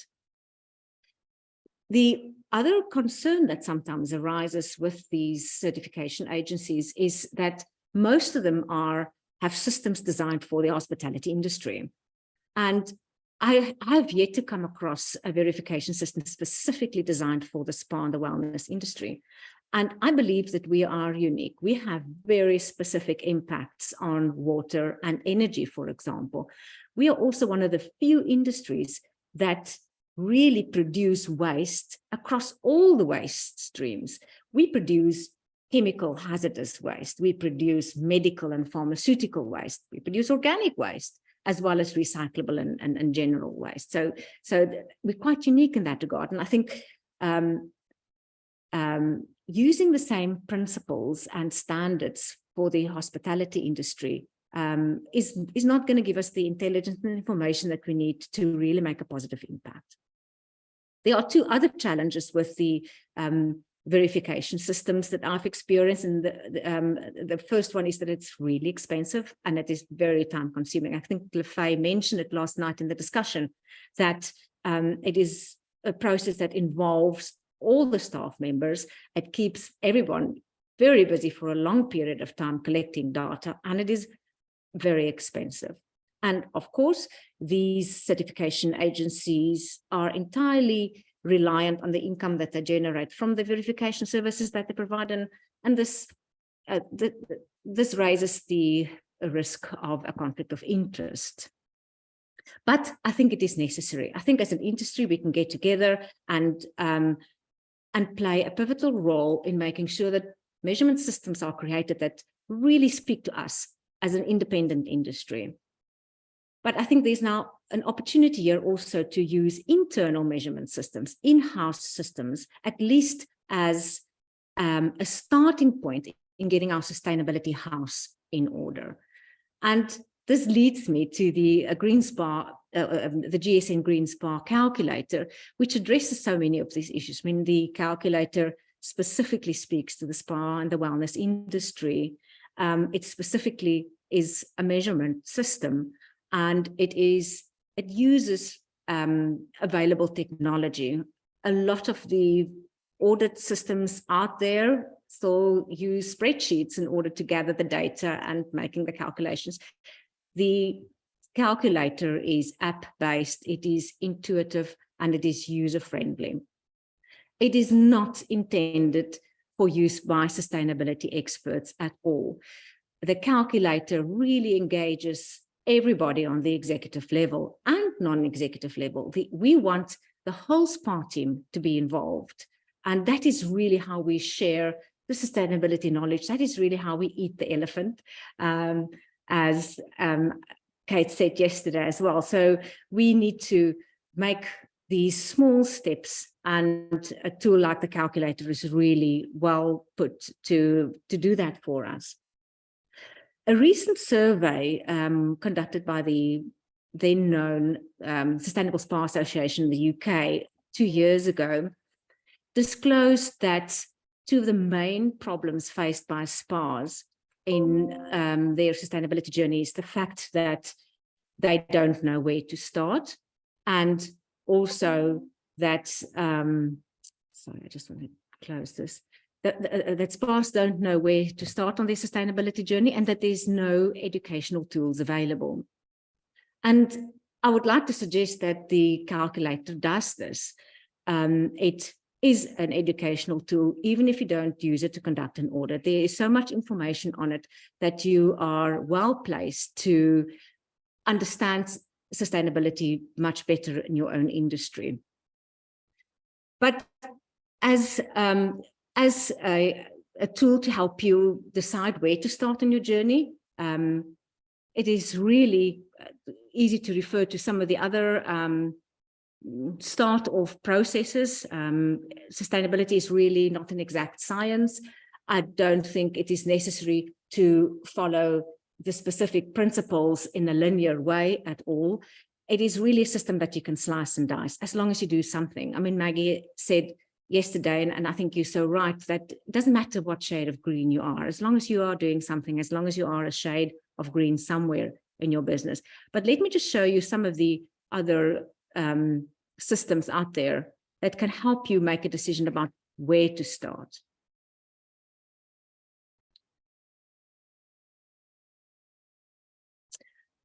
Of course, there's the United Nations 17 Sustainable Development Goals. It's a really great resource. There are 17 goals, and they each address different aspects. Not all of them are relevant to the spa industry, but I think this is a nice overall view of what a sustainable business should address. And it is really quite easy to pick and choose those that make sense to your business at any particular point in time. Another possible way to look at it is to consider the safe zones. This is quite an interesting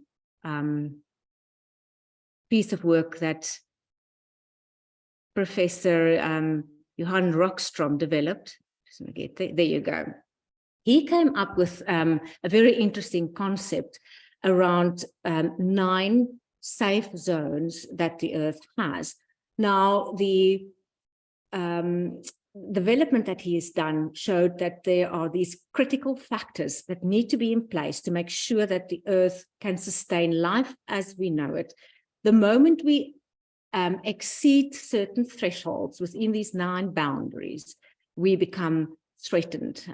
We would face extinction. We would face dramatic climate change events.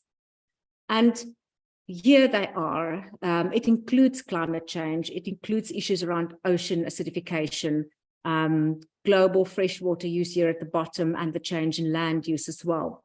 And what was interesting to see here was that despite all the press and anxiety that's been created around climate change and a lot of work that's being done on decarbonization, it is not our greatest threat. It is something that we absolutely need to address. But if you look at biodiversity loss, that is already at a critical phase. The rate of extinction that we're experiencing now has not happened since the dinosaurs were wiped off. Another huge problematic area is around biochemical use, particularly in our agricultural industry. So another way to approach your sustainability journey is to decide, well, I'm going to start with those things that are really critical now, and I'm going to look at, for example, biodiversity loss. A great example here is Golden Door in the USA purchased land relatively recently adjacent to the spa and the wellness property that they have set aside specifically for conservation and the protection of biodiversity. I think Jessica yesterday also referred to land that they purchased that they set aside and where they are acting as stewardship or stewards for the land. So that is another approach that we can take in starting off on our sustainability journey. I also created what I call the sustainability transit map. It looks a little bit like a subway station, and that's really the message that I wanted to get out, was that sustainability is not a linear process in which you have to start with a specific program and then end up with 9 or 13 programs down the line.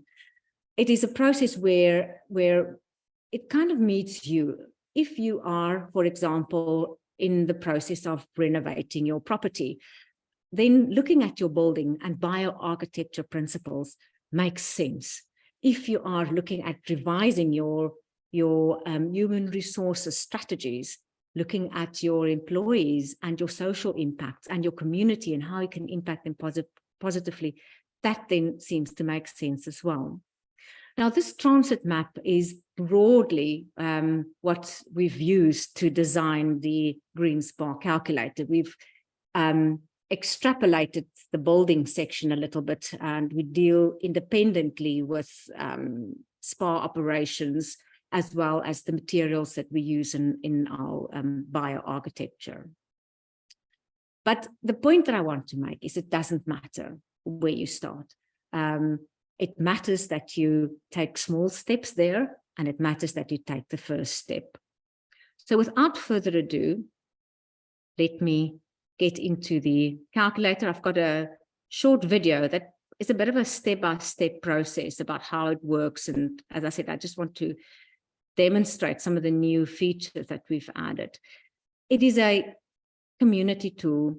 So we do want our industry to feed back so that we can use it to continue to improve it. There's a bit of a lag. There we go.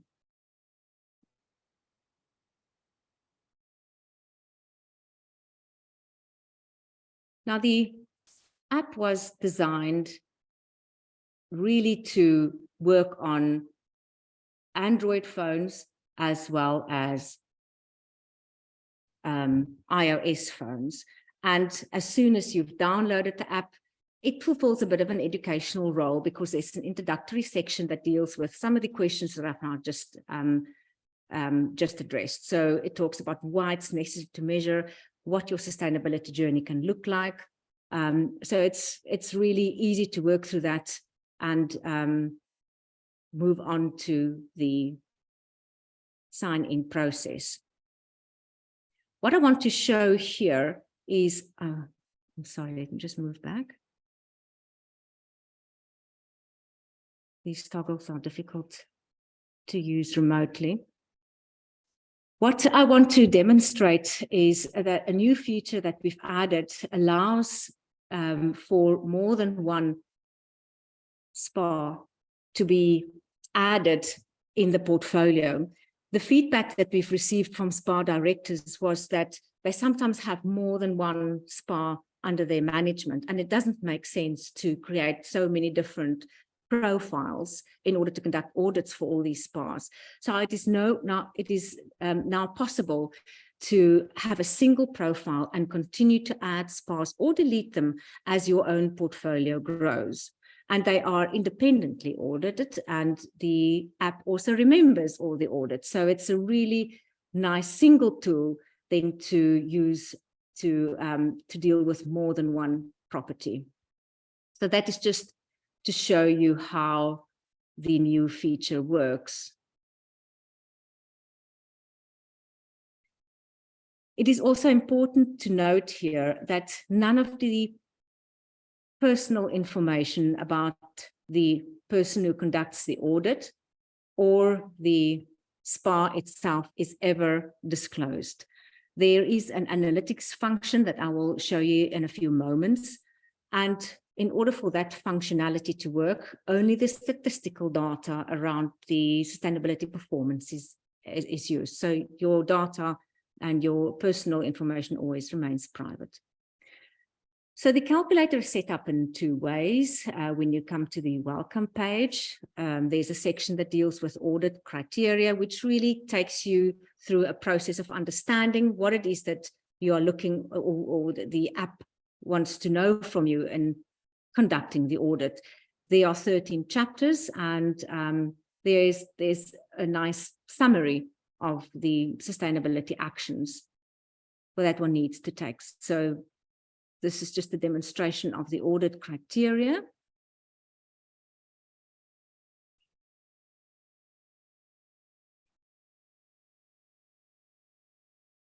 And then you can go straight into the audit that mimics the audit criteria and really easily flow from question to question. There are 141 questions to be answered, and you are at all times notified of your progress. Another feature that we've added was to allow for the audits to be conducted partially. So if you don't always have all the information at hand at any particular point in time, you can sign out, collect the information, and come back. The audit tool would remember that. And the questions are quite easy to answer. As you can see, it's yes and no questions, but we had to balance that a little bit with making sure that the audit tool is meaningful.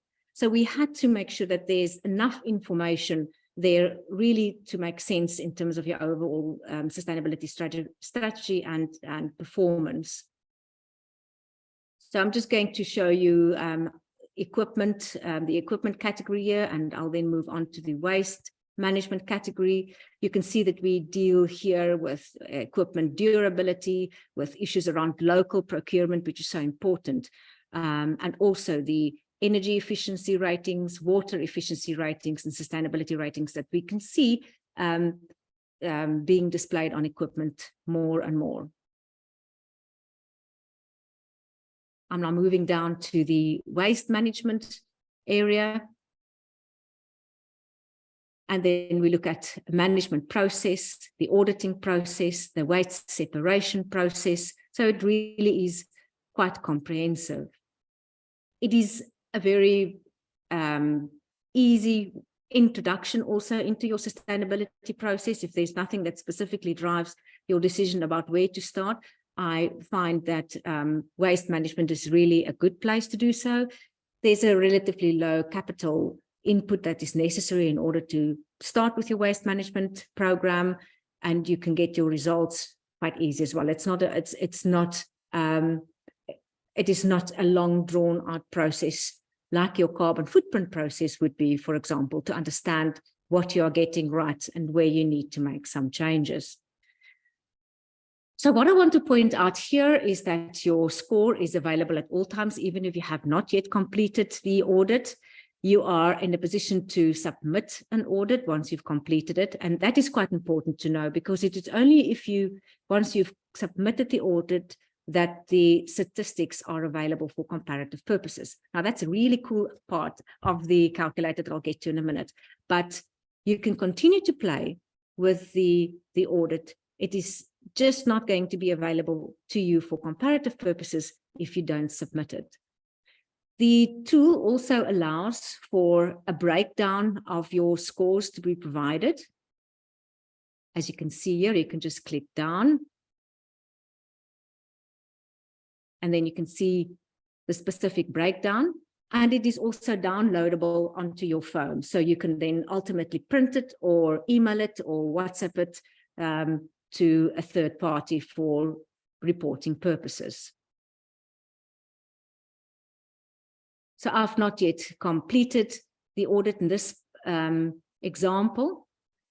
This is an additional feature that we've also added to the tool, and it is because the feedback that we received was that it is not always easy to get the information necessary for the entire audit to be completed quickly. We do have questions around building management. We do have questions around the ecology that is not always immediately at hand. So to make the app and the audit process meaningful, with the information that is still outstanding, you are now in a position to submit a partially completed audit. So if you only want to focus on waste management, for example, you are in a position to submit just the waste management category and then still use that for comparative purposes, and then have a look at your own performance as well as your performance measured against those of other spas. Let's see how that works. There is we call it the Greenspa Hub, where you then have access to the analytical features as well as a mentorship program. Now, there is a cost of about $4 payable to access the analytics function, and that is really just to cover the cost to store all the data. Now, this is really where the tool is meaningful to us as individual businesses, but also to the wellness industry at large. You're in a position to compare your sustainability score with spas globally. You're also in a position to compare your score with spas in a particular region. You can decide whether that region is the region in which you operate. So if you're a USA spa and you want to see how your spa compares against other spas in the USA, that's possible, but you can also see how your spa compares to spas in the UK. And that information is important to us in understanding where we need to provide additional education. If we find that spas in the USA, for example, have a particular difficulty with water management practices, then we know that that is an area that we can address. So the more we use a tool like this as an industry, the better poised we are to develop tools to address challenges. Now, these scores or the comparative scores are provided to you both in graphic format, which I like seeing something that looks like a picture, but it is also available in a tabular format. So let's just go through this a bit. The example score that I used here of 4% was not that great, but it does give you a good comparative analysis. So this is a comparison with global spa performance.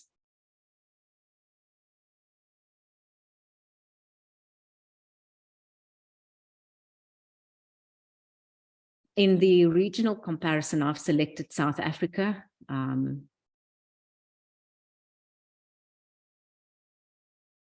So that gives you a comparison between the sample audit performance against the performance of spas in South Africa, as an example. Now, the other really great feature here is that you can also compare your score against your previous score. So it is an important tool to help you understand your progress. And that is exactly what I've been speaking of all along. The default position is to compare your most recent audit, in this case, audit number 3, with your previous audit, audit 2. But we realized that it's important to track your performance over a longer period of time. So if, for example, you conduct an audit every 3 months, you may want to know, but I need to understand where I started off and track my performance over a longer period. So there is this option available where you can select the specific audit that you want to compare against the most recent one. So in this case, I select audit 1 for purposes of comparison. And once again, this is available in graphic format as well as tabular format. And then the last feature that we've added here, which is really great, is a mentorship program. We've added a number of mentors to the app that have agreed to assist spas with specific questions around, for example, building or bioarchitecture or building operations or spa operations. Each of these experts have indicated a specific field of expertise, and it's as easy as pressing the button in making contact with them. So I really would encourage everyone on this call to start playing with the calculator. We've seen at GSN a significant progress where initially spas and wellness businesses registered and downloaded the app and played with it a little bit. But what is exciting is to see that more and more spas are now using the audit facility and actually conducting audits. So I think that's really great. And I think it is a really important guide for us to start understanding our performance better. So this is, I think this is the end of the functionality. Thank you very much. I'm going to stop sharing my screen. I don't know if there are any questions. I'm happy to take some, Dara. I don't know if any questions came through to you. Sure. I do have a question, and I would like to encourage our attendees to submit more through the Q&A. My first question is, should the ultimate goal be to score a 100? That is actually a very good question. It's I've had resistance from 1 or 2 spas who said that they would rather not do the audit because they're really worried that they're going to get a poor score. Now, it would be great to score 100, but that is not the goal. That is not the purpose of the audit tool. The outcome that I think we should aim for is to improve our score every time we do an audit, even if it's just by a single %. And that's really where we want to end up, is to continue to improve and do that in small bites, as Kate's panel said yesterday. Perfect. And then another question for you. Could you please review what the standards are on which the calculator is based? Yes. These standards and the questions were not made up by us. They are based in science. We relied a lot on the Global Reporting Institute's universal standards, or the GRI standards. Now, it was also referred to by Lefay. GRI is really considered one of the global standard setting authorities that is most often referred to in sustainability measurement processes. So we considered those standards. We also considered the United Nations 17 SDGs. We furthermore took into account green building principles, specifically as expressed by the World Green Building Council. And that's very similar to the green building principles set out by BREEAM in the UK and Leeds. We furthermore also took account of very specific sustainability principles in the food and beverage industry and also in the beauty industry when it comes to natural and organic professional and retail products. So these standards are integrated from standards that are already in existence. Okay, great. And I would like to share We have a question that just came through. April Church says, can I share the Greenspa calculator with our leadership staff to help complete info that she does not have? Yes, absolutely. It's a free tool. Mhm. We would love that. We would love the calculator to be used as much as possible, because it's only in broad use that we are able to understand our industry better and adopt practices that would help us continue to grow. And I think along those lines as well, given the fact that input may be needed from multiple people, will it take up a lot of valuable time to complete the audit? Yes, well, as I mentioned before, it is possible to stop the audit during the audit process. It remembers your score. It's not going to forget all the work that you've done up to the point where you need to consult with someone else in your organization. So yes, we can stop the audit and gather the information that we need. But it was important for us to strike a balance between making the app user-friendly on the one hand, and that's why we came up with the yes/no answers, but also for the app to be scientifically meaningful. It was really developed to help us genuinely on our sustainability journey. So yes, it may take some time, but we must also remember that sustainability cuts across different industries. And that's a wonderful example that Kate used yesterday. In order to really make progress, we need to break down the silos that we've created in our businesses. So we need to reach out to our marketing department, to our maintenance department, our building department, our energy department, and create that synergy. The example that Kate gave yesterday that really gave me food for thought was how the landscaping department in their spa property came up with such an innovative way to create with cuttings beautiful botanical pieces rather than having to buy cut flowers from someone from outside. And that is a wonderful example of how we can merge closer with the different departments within our businesses. And that is what this tool also helps you do. Great. And I do have one final thought, comment from another of our attendees. She says, absolutely amazing app. It would be so awesome to have this for beauty and wellness vendors as well. We are going to work on that for sure. Perfect. Perfect. Well, thank you so much. Charné, I have a question. All of it is for these people that are on properties or at resorts. It seems like it would be very relevant even outside the spa on the property. If there was, but I know with the data you're collecting, it's spa specific, but like, could there be a toggle that says, who are you? Are you a hotel, like a hotel? Are you food and beverage? Are you, or are you spa? There is, what can help a little bit in understanding our audience better is that when you enter your details into the calculator, you do need to select the size of your property.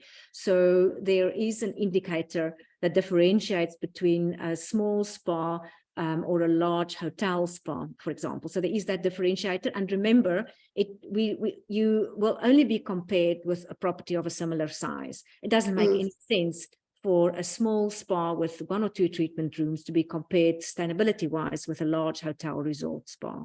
Sure. Awesome. Thank you. Thank you very much for this opportunity. And I really hope to see a lot of people on the calculator and us making a meaningful impact, that we stand up as an industry and start leading the discussion on sustainability and wellness. Yeah, Charné, thank you so much. You have spent years and years and years of your time. This is like a passion project that has really come to fruition. So I hope it will get embraced, because it's really great work, and it's going to lay the groundwork for those that are really looking to commit to sustainability on their properties. Thanks. Thanks. Okay, well, thanks, Charné and Michael and Dara, the panelists from today's session, as well as Kate from yesterday and her panelists. And thank you again for choosing to spend time learning and being engaged with us during our summit.